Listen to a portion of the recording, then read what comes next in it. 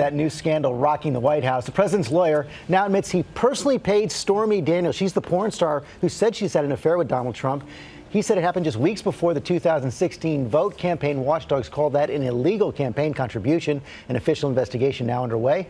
And our chief national correspondent, Tom Yamas, is tracking all the latest. Good morning, Tom. George, good morning to you. We've just learned, as you mentioned, the FEC has been asked to look into an illegal campaign contribution, possibly involving the Trump campaign. That alone is serious enough, but the money in question is an alleged payoff by one of the president's most loyal allies to a porn star to keep her quiet about an alleged affair she had with President Trump years ago. This morning, a stunning admission from President Trump's longtime personal attorney. Lawyer Michael Cohen admits to paying $130,000 of his own money to pornographic film actress Stormy Daniels, the woman who says she had an affair with Donald Trump in 2006 at a Lake Tahoe golf tournament. Years before he became president, but just months after Melania Trump had given birth to their son Barron. Neither the Trump organization nor the Trump campaign was a party to the transaction with Miss Clifford, and neither reimbursed me for the payment, either directly or indirectly. Cohen said in a statement, the payment to Miss Clifford was lawful and was not a campaign contribution or a campaign expenditure by anyone. Cohen did not say whether Trump knew he made the payment. Reports of an alleged affair between Daniels and President Trump resurfaced after a Wall Street Journal report alleged Daniels was paid $130,000 just before the election.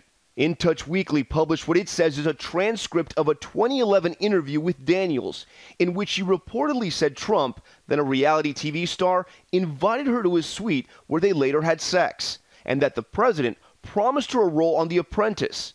Daniels telling the magazine the affair lasted about a year. Is any of that true? Define true. The adult entertainment star refused to break her silence when she appeared on Jimmy Kimmel Live following the State of the Union. Do you have a non-disclosure agreement? Do I? You can't say whether you have a non-disclosure agreement, but if you didn't have a non-disclosure agreement, you most certainly could say, I don't have a non-disclosure agreement. Yes? You're so smart, Jimmy. Now, in the months leading up to the election, Jacob Weisberg from the online news site Slate was working on breaking the Stormy Daniels story, but that's happened just before the payment occurred. He says, though she was seeking compensation for telling her story, he felt she was telling the truth because her story was so detailed and she had friends who could corroborate parts of that story. We have reached out to the White House for comment this morning, but so far we have not heard back. And George. it provokes so many other questions, Tom. As you said, Michael Cohen, one of the president's most loyal aides, one of the most longest-serving aides.